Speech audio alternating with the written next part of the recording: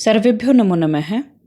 आज हम आपका सीबीएसई ने जो सैम्पल पेपर जारी किया है 10वीं कक्षा का उसको हल करेंगे। और ये जो सैम्पल पेपर है जो आपका फर्स्ट टर्म का पेपर होना है, अब की बार 10वीं में जो बोर्ड की परीक्षा है वो 2 टर्म में होगी। एक तो आपका जो नवंबर दिसंबर में होने वाला है और एक आपका मार्च अप्रैल में जो होगा। तो जो ये फर्स्ट टर्म है उसका सैम्पल पेपर सीबीएसई ने भी जारी किया है। और आपको पता ही है ये जो पेपर होना है फर्स्ट टर्म का ये ऑप्शनल है, मतलब इसमें विकल्प होंगे। ठीक है, मतलब जितने भी प्रश्न आएंगे वो सारे प्रश्न जो हैं वो ऑप्शन वाले होंगे और आपको 4 ऑप्शन में से एक छांट करके सही उत्तर बताना है।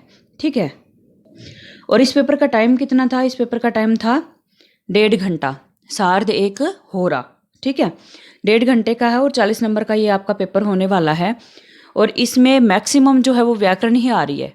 ठीक है, कुछ है कि प्रश्न निर्माण का एक प्रश्न आ रहा है और एक आ रहा है आपका सही मीनिंग बताना, वो लेसन में से आ रहा है।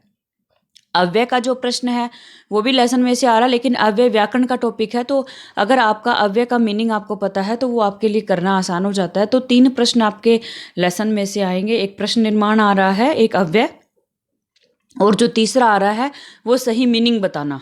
ठीक है, बाकी के प्रश्न सारे व्याकरण के हैं। 10 टोटल प्रश्न इस सैम्पल पेपर में दिए हैं, 7 प्रश्न आपके व्याकरण के हैं। तो समझिए आपकी व्याकरण कितनी इंपॉर्टेंट है इस पेपर में। तो अभी हम इस प्रश्न को हल करने का प्रयास करेंगे। पहला प्रश्न है, अधोलिखित वाक्येषु रेखांकित पदस्य संधि पदम संधिच्छेद पदम व चिनुत। या तो संधि करनी है या संधि विच्छेद करना, मतलब शब्दों को अलग करना है। और आपको केवल 4 प्रश्न करने, यानी कि 5 में से 4 प्रश्न करने हैं। कितना आसान है, 5 में से 4 करना है, जो नहीं आ रहा है उसको छोड़ दो। दूसरी बात, ऑप्शन भी दिए गए हैं, टिक करना कोई कठिन नहीं होता है, और ये 4 नंबर का है। ठीक है, आगे बढ़ते हैं। महानगर मध्य चलद अनिशम कालायश चक्रम, कि महानगरों में लगातार काला लोहे का पहिया जो है वो चल रहा है। ये आपकी हिंदी एक तरह से हो गई। इसमें हम मीनिंग कम पढ़ेंगे और प्रश्न हल करने की ज़्यादा कोशिश करेंगे। तो आपको जो अंडरलाइन किया हुआ शब्द है वो क्या है? यहाँ पे चलद अनिशम। आपको इसकी संधि करनी है, संधि विच्छेद करना है। तो इसका संधि विच्छेद जो है वो क्या होगा? इसका संधि विच्छेद जो होगा वो होगा चलत प्लस अनिशम। कारण क्या है इसका?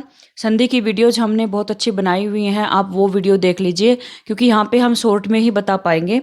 इसका रीज़न ये है कि चलद और अनिशम पहला जो शब्द है इसमें कुछ भी चेंज नहीं किया है, सीधा उठा करके अलग कर दिया गया है। और चलद में हमेशा तय आधा होता है।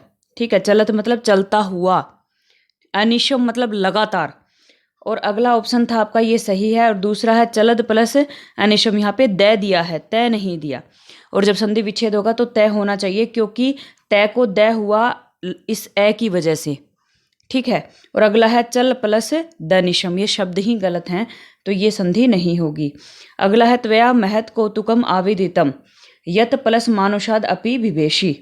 यहाँ पे किसकी संधि करनी है आपको? यत प्लस मानुषाद अपि की। ठीक है, अब यहाँ पे क्या होगा आपका? यहाँ पे जो सही ऑप्शन होगा उसको हम देखते हैं। पहला है यत मानुषाद अपि, इसमें कुछ भी चेंज इसने नहीं किया है, यूं का यूं उठा के लिख दिया, तय आधा किया, बस तय तो आधा वैसे ही था, तो ये ऑप्शन गलत है आपका। दूसरा है यद मानुषादपि, इसमें क्या किया? ये भी गलत है। क्यों गलत है? क्योंकि तय को दय बनाया लेकिन इस दय को पूरा कर दिया। अब दय पूरा कैसे हो सकता है? क्योंकि तय के बाद तो मैं है, अगर यहाँ पे प्लस के बाद कोई मात्रा होती, वो मात्रा तय में मिलती तो शब्द पूरा हो जाता, लेकिन यहाँ पे ऐसा कोई रीजन ही नहीं है। तो फिर दय, पहली बात तो तय को दय कैसे हुआ और दय हो गया, तो दय पूरा कैसे हुआ? क्योंकि आधा होना चाहिए था। अगला ऑप्शन है यन मानुषादपि, ये सही ऑप्शन है, मैं बताऊंगी कारण। अगला है यत मानुषादपि, यहाँ भी वही कारण है जो ख ऑप्शन में था। जो यत का तय है आधा, उसको पूरा कर दिया। पूरा करने का कारण भी तो होना चाहिए। तय के बाद कोई भी यहाँ पे मात्रा नहीं है, कोई भी स्वर नहीं है, अगर वो होता तो ये अक्षर पूरा होता। यानी कि ये ऑप्शन भी गलत है, ये भी गलत है और ये भी। अब तीसरा ऑप्शन सही है। कारण क्या है इसका? कारण ये है कि तय के बाद जब मैं आया, मतलब पहले और दूसरे वर्ण के बाद जब अनुनासिक वर्ण आता है तो क्या होगा? जो ये वर्ण होगा उसको उसी का 5वां हो जाएगा। उसी का 5वां मतलब यहाँ पे यत के तय के बाद आया मैं, आप केवल तय और मैं को देखो, तो तय जो है वो तय वर्ग का है, और तय वर्ग का 5वां क्या है? तय थ द ध न, मैं की वजह से तय को हो गया न, यन मानुषाद अपि बन जाएगा। ठीक है, ये आपका नियम है, संधि का जो सिलेबस है उसमें है, और हमने सिलेबस की वीडियो अलग से बनाई हुई है, आप वो वीडियो देख लीजिए, आपको कोई दिक्कत नहीं होने वाली है। आगे बढ़ते हैं। अति दीर्घ प्रवास प्लस अयम दारुणश्च।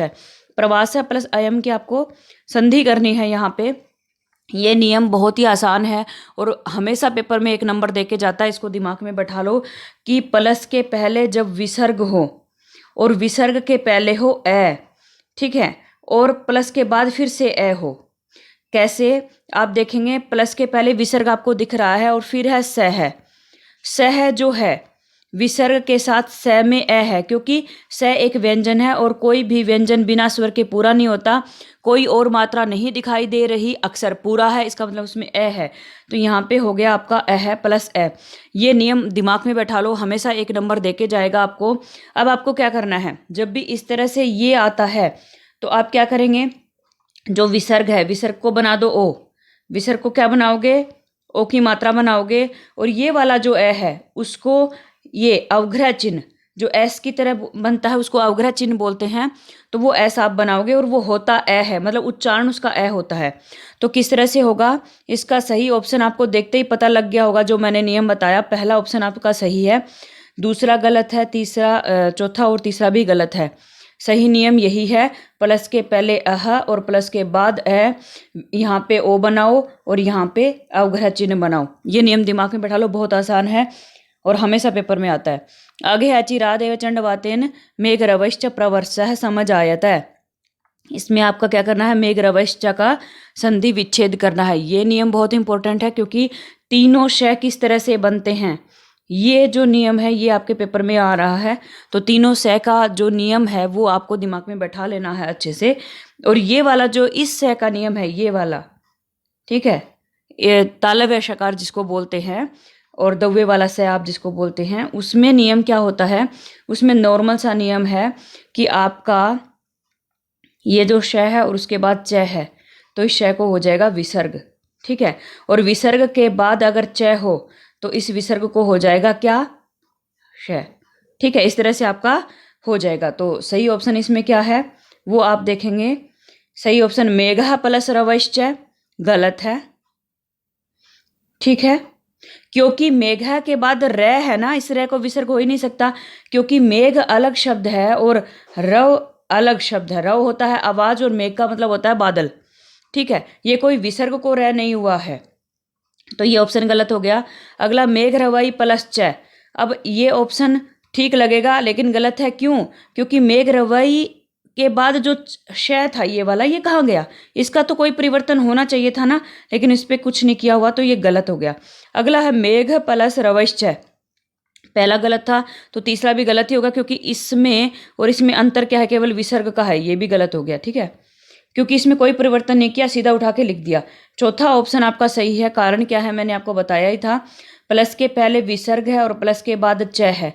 जब भी विसर्ग के बाद च आता है तो इसको आप तालव्य षकार बना दोगे, मतलब दोवे वाला श जो आप इसको बोलते हो वो आप बना दोगे। आगे अयम एक है प्लस तावत विभज्य भुज्यतम। आप देखिए आपके जो स वाले नियम है उसके 2 प्रश्न यहाँ पे आए हुए हैं। मतलब अगर आप ये जो ओ वाला नियम था इसको दिमाग में बैठा लो और तीनों श वाले नियम को आप अगर दिमाग में बैठा लेते हो तो भी आपके 2 से 3 नंबर, हो सकता है 4 नंबर भी पक्के हो जाए, ठीक है। तो ये नियम दिमाग में बैठा लो और मैंने अच्छे से समझा भी दिया है। मुझे नहीं लगता इसके बाद कोई डाउट रहना चाहिए, फिर भी हो तो कमेंट करके पूछ लेना। फिर यहाँ पे आपको क्या करना है, अयम एक है प्लस तावत का संधि करना है। किस तरह से होगी आप इसको ध्यान से देखेंगे। पहला है अयम एक तावत, गलत है। कारण क्या है, देखिए आप, प्लस के पहले विसर्ग और प्लस के बाद तय, जब भी ये होगा तो इसको कौन सा स होगा, दंत सकार। दंत सकार मतलब रे वाला स जिसको बोलते हो। देखिए विसर्ग के बाद जब च आया तो कौन सा श हुआ था, तालव्य, और जब विसर्ग के बाद तय आया तो कौन सा स हुआ, ये वाला स। तो ये नियम मैंने यहीं पे बता दिया, कुछ करने की जरूरत ही नहीं है। इसको दिमाग में बैठाओगे तो भी आपका प्रश्न सही हो जाएगा, ठीक है। तो अब आपको क्या करना है, इसमें आप देखोगे पहला अयम एक अस्तावत गलत हो गया, क्योंकि जो श यहाँ पे बनाया वो गलत है। दूसरा भी गलत है क्योंकि यहाँ पे ये वाला श बनाया है। तीसरा ऑप्शन आपका सही है और चौथा गलत है। कारण क्या है कि विसर्ग के बाद तय हो तो विसर्ग को स बनाना था, ओ की मात्रा नहीं बनानी थी। देखिए यहाँ पे ओ की मात्रा बनाई हुई है, तो ये भी ऑप्शन आपका गलत हो गया। तो आज की वीडियो में हम केवल एक ही प्रश्न कर पाए। मैं बड़ी डिटेल में जा रही हूँ, अपने आप ये इतनी बड़ी वीडियो बन रही है क्योंकि मैं चाहती हूँ कि इस वीडियो में ही आपके ज़्यादा से ज़्यादा नियम कवर हो जाए, इसलिए मुझे टाइम लग रहा है। तो नेक्स्ट पार्ट जो होगा सैम्पल पेपर का, उसमें हम अगला प्रश्न समास वाला प्रश्न करेंगे। तो अगर आपको ये वीडियो पसंद आए तो लाइक शेयर और सब्सक्राइब कीजिए, और इससे संबंधित जो भी सुझाव हैं वो आप हमारे कमेंट बॉक्स में लिख सकते हैं। धन्यवाद।